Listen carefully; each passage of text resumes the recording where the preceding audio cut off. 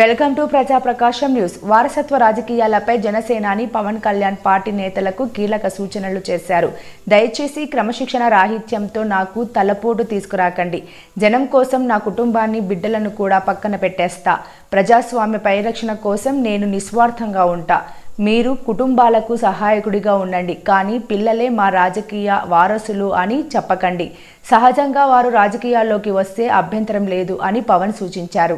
దయచేసి క్రమశిక్షణ రాహిత్యంతో దయచేసి నాకు తలపోట్లు తీసుకురాకండి. ఎందుకంటే నేను నా రక్తాన్ని కూడా పక్కన పెట్టేయగలను, గుర్తుపెట్టుకోండి. నా కుటుంబాన్ని కూడా పక్కన పెట్టేస్తాను. నేను జనం కోసం అయితే నా కుటుంబాన్ని కూడా పక్కన పెట్టేస్తాను. అలాంటిది నా సొంత బిడ్డలతో సహా పక్కన పెట్టేయగలను. నేను అంత నిస్వార్థంగా, అంత గట్టిగా ఉంటాను. ప్రజాక్షేమం కోసం, ప్రజాస్వామ్య పరిరక్షణ కోసం నేను అంత బలంగా ఉంటాను. అందుకని దయచేసి అందరూ కూడా నన్ను ఏదో తిట్టేస్తే భయపడిపోతాను. నేను లేకపోతే ఇక్కడ గెలవం, పంచాయతీ ఎన్నికలు రావచ్చు, మున్సిపల్ ఎన్నికలు రావచ్చు, నా సత్తా ఏంటో అనుకునే వాళ్ళందరికీ కూడా ఏంటంటే సంతోషం.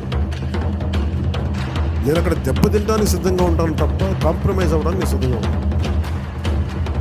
ఏం పోతే చెప్పండి. నాకు ఈ రోజున 21 మంది ఎమ్మెల్యేలు, 2 మంది 2 ఎంపీలు అయ్యారు. ఇవన్నీ గెలవకపోతే ఏమన్నా అయిపోతాం. ఫలితాలు ఇంకొకలా వచ్చితే ఇలా ఉండేవాడు, ఏం మారేది కాదు. ఎందుకంటే దయచేసి అందరూ పెద్ద మనసుతో అర్థం చేసుకోండి.